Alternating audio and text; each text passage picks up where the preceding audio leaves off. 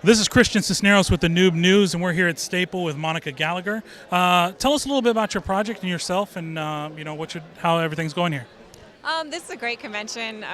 This is my third year coming, and it's just always so much fun. And the people here are great. And I sell more artwork, more prints and original art than anywhere else.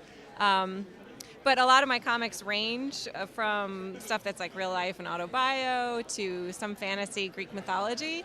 And then I have a series on roller derby, which I love, and one on a model assassin. So I have like the whole range of stuff. What are you promoting right now? What do you have out that's newest in your really? Well, I have the latest roller derby comic series. Book 3 of Bonnie and Clyde is out. That's new for Staple. Zoom in real close. As well as one that my good friend Tim Fish drew. He drew like the series for like a couple months, which was awesome. I'm gonna have other people draw my comics forever from now on. That's awesome. So you get different styles in there and have a different look. Yeah, people do guest strips, and it's so much fun to see other people's take on your characters. Let's see, what else do we have? Oh, I also have these new prints over here. Yeah.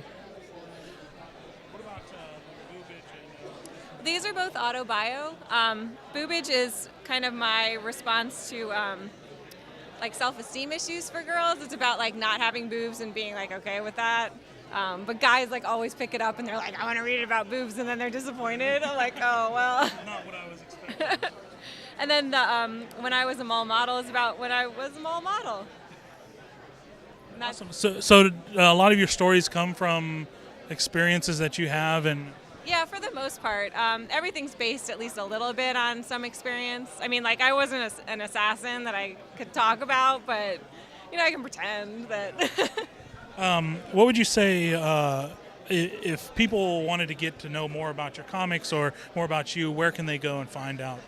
My website is eatyourlipstick.com, and it has everything. And I have a blog that I update all the time with sketches and everything that's going on, so.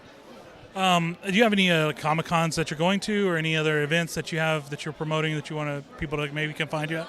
This year I'm going to go to Stumptown. That's next month, I think mid-April or late April. And then I'm going to be at SPX later this year. I'll be at the CGS Super Show in Reading, Pennsylvania. I think that's at the end of April. Besides that, I don't think I've signed on for anything yet. But where can they find your books? If it's going to go to the website, are there any bookstores here in town that they can get? I'm not sure about Austin, but they have there's a couple bookstores across the country that my stuff's in. They're all listed on my website. But I'm also working on 2 books for Oni Press right now, so hopefully those will be like widespread. Yeah. What are those books? So can you talk about those? Are there some things that you? I'm illustrating one of them, and the other one I'm doing like a writing and illustrating for. But I submitted a piece of their anthology about Derby that came out last year, which is really fun. What are some of your influences? What are your other than the real life experiences that influenced you to do this? As far as comic influences, there's been so many. ElfQuest was huge for me when I was younger. That was kind of the first comic I ever read.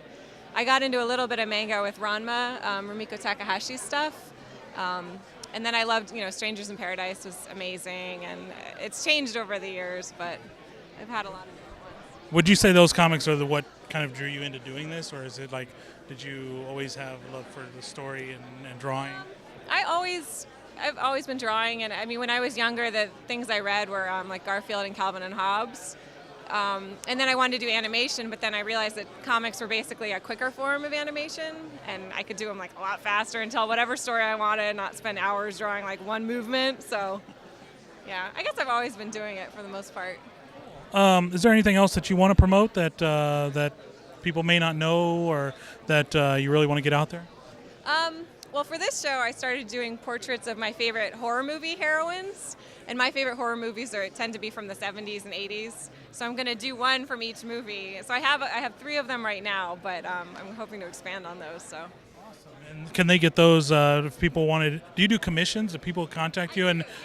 I do commissions, but any prints I have for sale, I advertise on my website, so you can get them. Awesome. How can is the website the best way for people to contact you about commissions or to get more information about you? Absolutely. Well, this is Christian Cisneros from the Noob News, and we're here at Staple with Monica. Thank you very much. Thanks, guys.